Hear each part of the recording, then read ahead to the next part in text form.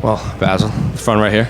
What's up? What's up? You walked in here, said you actually get to do this time. So I guess what are the emotions now? You get the win, you get to speak to Joe Rogan, you get to do your post-fight press conferences and everything. I'm sure this has been something you've been envisioning for a long time. Yeah, it's a bit surreal. I'm still taking it all in. Even this be my second fight, being in arena, everything. You know, it's something I've always dreamed of, and I maybe had a little bit negative mindset coming up where you think, oh, maybe I won't achieve my dreams. But, you know, I'm living my dreams right now. My goal is to continue to live my dreams and make sure I stay here. You know, I'm so grateful to be in the best organization in the UFC, and I'm just taking it all in. It's amazing. It's a great feeling, good feeling talking to you guys. It's cool to finally see faces because the voices I always just hear in the interviews. Much more handsome. Oh, you're a fucking stud, man. You guys do some modeling. In terms of the actual fight with Mickey, like considering both of you guys, you know, you got a lot of submission wins. Usually when you get matchups like that, it turns into a kind of a striking matchup historically. So was this kind of, I think Joe Rogan called it a slobber knocker. Was this the type of fight you expected from Mickey Gall? Yeah, I mean, my goal was to get a knockout. I'm not happy when I didn't get the knockout. I know I put on a show for the fans. My goal was to get a finish. It's always to get a finish, but I'm happy that I put on a slobber knocker, as Joe called it, and meeting Joe Rogan was awesome, getting an interview with him. But yeah, man, I definitely was looking to strike with Mickey. I'm not a big fan of making a pissing contest with a black belt. I mean, I know he's legit.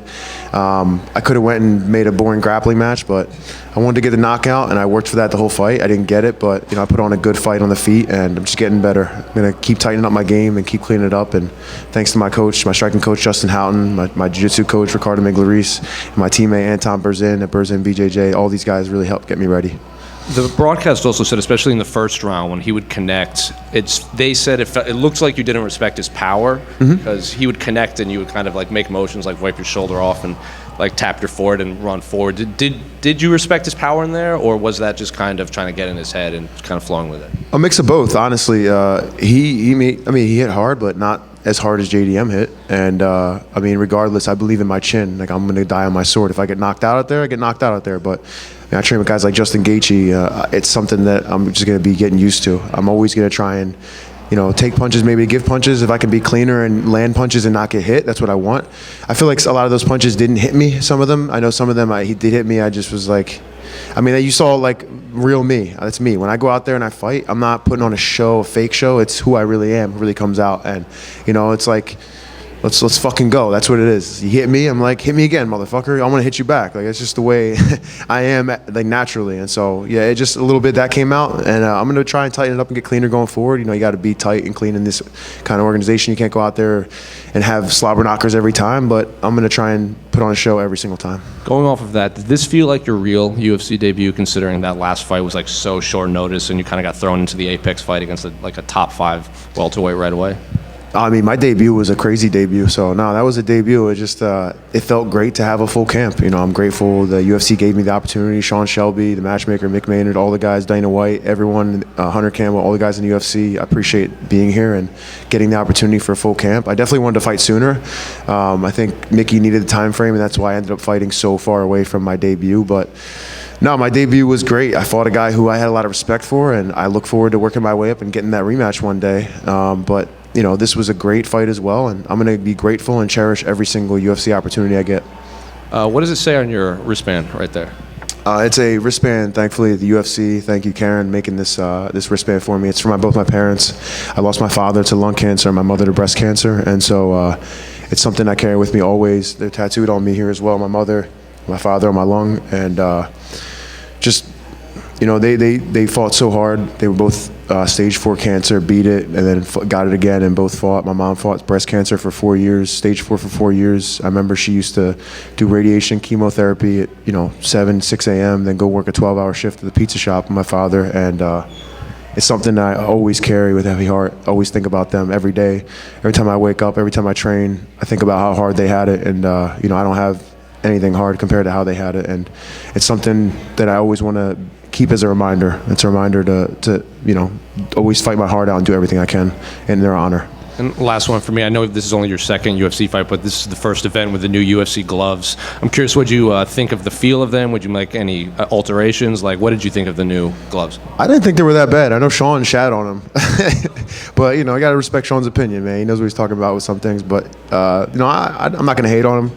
I felt the old gloves. I felt the new gloves. At the end of the day, I mean, I've sparred in, like, just crappy gloves. I fought in different regional shows with shitty gloves, and gloves are gloves, man. As long as they fit and the leather bends and I can hit somebody with it, that's all that matters. So the gloves ain't that bad. Just one quick one, Bassil. You talked in the interviews leading up to this about the jiu-jitsu match you and Mickey had all those years ago. To meet him again now, did it feel like a completely different person? Did you go in there and like ever see anything in his eyes, going back to those moments or anything like that? I mean, the jiu-jitsu match was fast and it happens quick, and it wasn't like I spent a lot of time building up. I didn't even know I was going against him until they announced who won the previous match, and then it's the bracket final. But no, I mean, I treat it like he has the ability to. First off, it's a fight. It's not a grappling match. But I did feel confident in my grappling if it went there.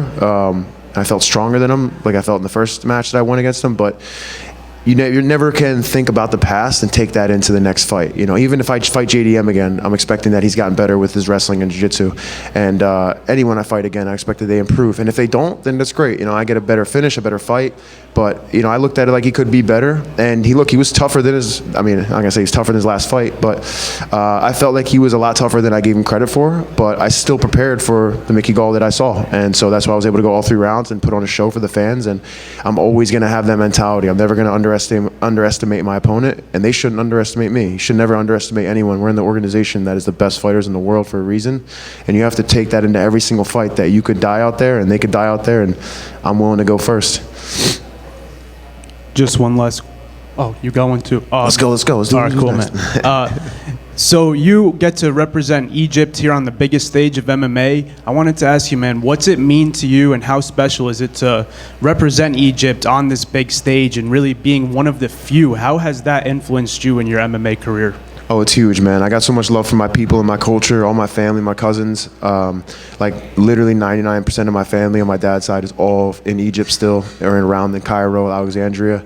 I have like one cousin in Ottawa, Canada. They're my dad's first cousin, but everyone's in Egypt. And I'm half Egyptian, half Syrian. I know it's like you can't do the half-half. And with the conflict, everything in Syria right now, it's kind of tough. But I represent both sides, Egypt and Syrian, and I'm Egyptian, Syrian, American. And I'm big into my culture, I'm big into my people. And so it felt amazing.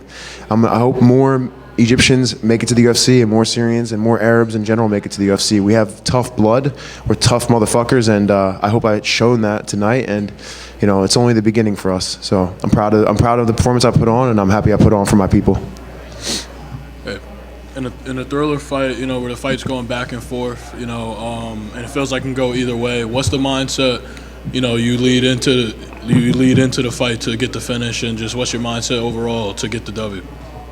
I'm not gonna lie, at the end there, it was like sometimes you don't know with judges, and I saw a couple of the lopsided decisions before, so my head going into that last takedown attempt was like, fuck, just try and win the fight. Even though it was like, I want to keep putting on, I wanted to sit there and keep swinging, but they don't give the bonuses out to everyone, and we got a big main card coming, so part of me was fighting that battle of try and win the fight, try and keep putting on a show.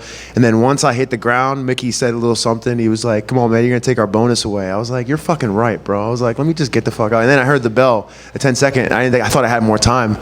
So I was like, fuck this. Get up. Let's go. I told him, I was like, let's fucking go. I was like, I'm confident in my chin, man. Like, I want to meet the guy that knocks me out. So I can say, you got fucking power, because I'm willing to go out there and trade with anyone. Like, I traded with JDM. I'll trade with Mickey. I'll trade with the next guy, too. Ideally, I want to make it cleaner, make him miss and hit, and I'm going to get better at that. That's always the goal, but I'm never scared to trade. And sometimes we have that battle where we have to try and win the fight, make sure we get our 2 checks, and you always fight that battle. But second fight in the UFC, not so bad. I'm going to continue to get better for sure.